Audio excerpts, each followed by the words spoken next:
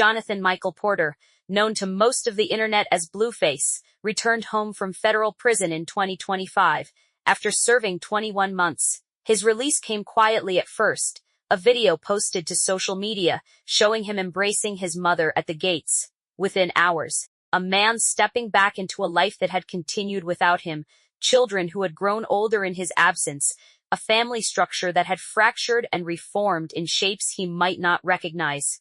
The rapper's early release from a 4-year sentence happened through the machinery of the criminal justice system, not through redemption or changed circumstances. He had violated probation. A judge had decided he would serve his time, then go. When that time ended, he walked out into a world that had moved on.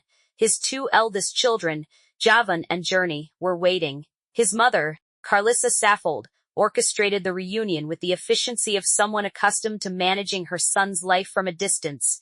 She had been doing it for months. She would continue doing it. Now. This much was documented. What followed exists in fragments across live streams, social media posts, and conflicting accounts from the women at the center of Blueface's personal life. No single narrative accounts for what happened next. The story exists only in its pieces, and in the patterns those pieces form. Blueface has 4 children across multiple women. Jaidyn and Journey are his oldest, born to Jaidyn Alexis during a period when that relationship existed in the blurred space between serious commitment and casual arrangement. She did not choose this notoriety. The internet chose it for her and her family, recognizing something resembling opportunity, or perhaps simply resigned to the attention, documented her childhood for audiences. Clips of a toddler swearing, a child hitting her father, behavioral moments that belong in private spaces, displayed instead across millions of screens. The third is Neva Akira, with whom Blueface has had his most recent child. This relationship carries the quality of someone still forming. Too new for deep fractures, too recent for anyone to have established permanent positions. Hanging above all of this is Karlissa Saffold, Blueface's mother. She occupies a role that might be called manager, mediator, or simply the adult who survived long enough to witness what her son has created. She speaks often. She records these speeches and posts them. She has become, in many ways, the narrator of her son's family drama, a role she did not seek, but has accepted with a particular brand of exasperation. When Blueface spoke on social media about his expanding family, he made a comment that registered across the internet. As callous enough to justify immediate response, he suggested that his older children were replaceable. Nably.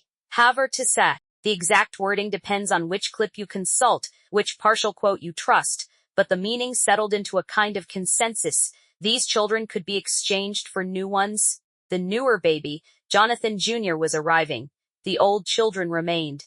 The implication was there if you wanted to find it, and people wanted to find it. Jaidyn Alexis heard this comment and responded during a live stream with a fury that felt genuine. She did not perform anger for the camera, or, if she did, the performance contained something approaching honesty. She articulated what many in the comment sections below her stream had already begun saying, that no child is replaceable, that Blueface had tried to replace her children with a new baby before, and that attempt had failed. That whatever Jonathan Jr. would become, he would never be Jaidyn and Journey. She used stronger language that reflected something deeper than disappointment. She reflected betrayal. Karlissa Saffold, watching her son's reputation collapse in real time over comments about replacing his own children, entered the conversation through her own livestream. She did not repeat Jaidyn's fury. Instead, she employed a different strategy.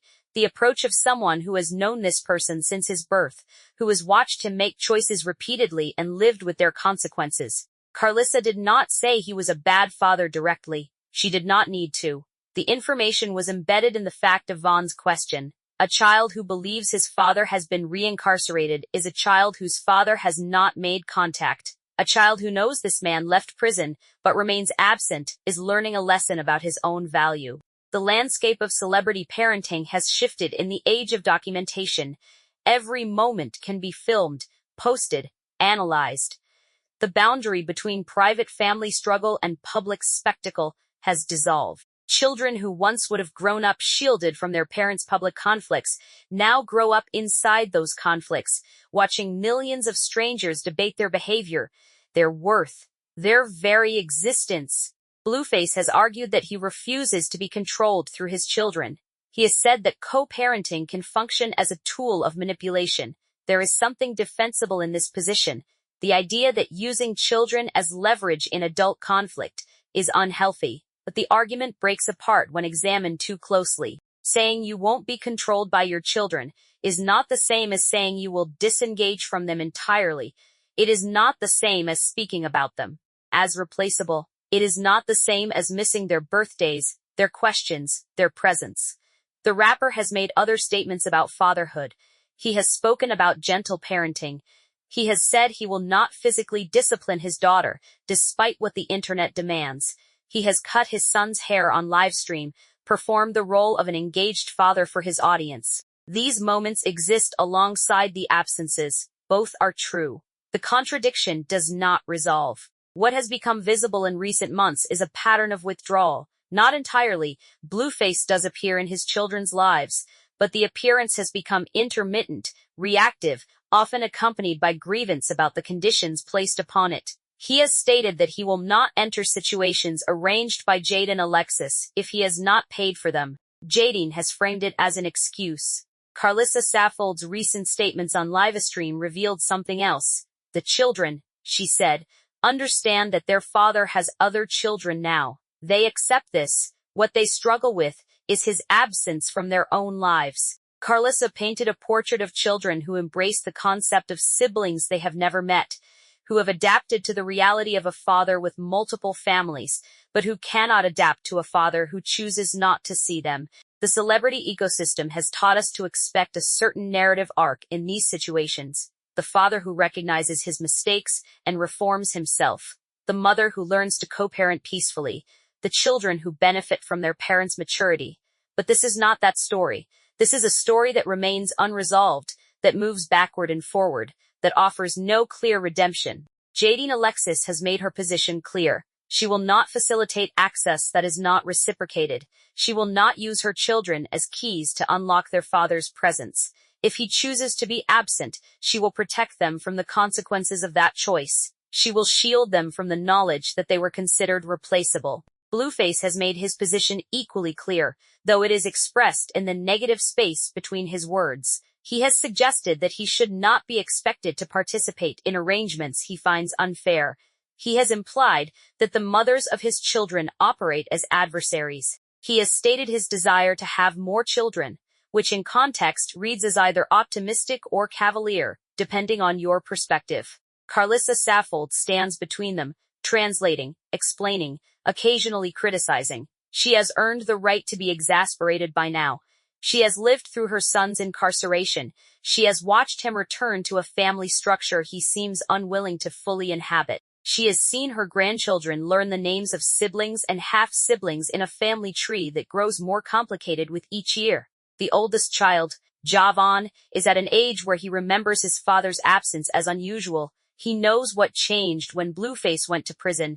He knows what was supposed to change when Blueface came home. The gap between what was supposed to happen and what actually happened creates a space where children begin to understand that adults are not always reliable, creates that their presence matters less than their convenience, that they can be described as replaceable. Journey, the younger child, will not retain clear memories of her father's incarceration. Her childhood is being constructed in real time, documented and distributed, shaped by algorithms that reward outrage and controversy. She has become known to strangers for behavior that is developmentally normal, but somehow aberrant when filmed. She strikes out because she is frustrated. She is 3 years old. That should be sufficient context. Instead, the internet has made her into a character, pink face, and she is being forced to inhabit that identity. Karlissa has suggested that Journey is smart and articulate, that the viral clips do not represent her whole self. This is the grandmother's protection of the child, an attempt to frame her as more than her worst moments. But the power to control that narrative has left the family entirely. Journey will grow up knowing that. Millions of people watched videos of her behaving badly. She will know that this documentation became a kind of career, that her dysfunction was monetized, that her existence was treated as content. Blueface has defended his parenting choices, particularly regarding discipline. He has rejected the internet's demands that he physically punish his daughter. He has spoken about wanting to do better than his own upbringing, which is a reasonable goal. But rejecting harsh discipline is not the same as removing accountability or boundaries. It is not the same as letting a child grow up believing she can behave.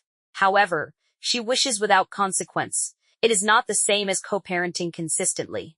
The comment about replaceable children was not made in a vacuum.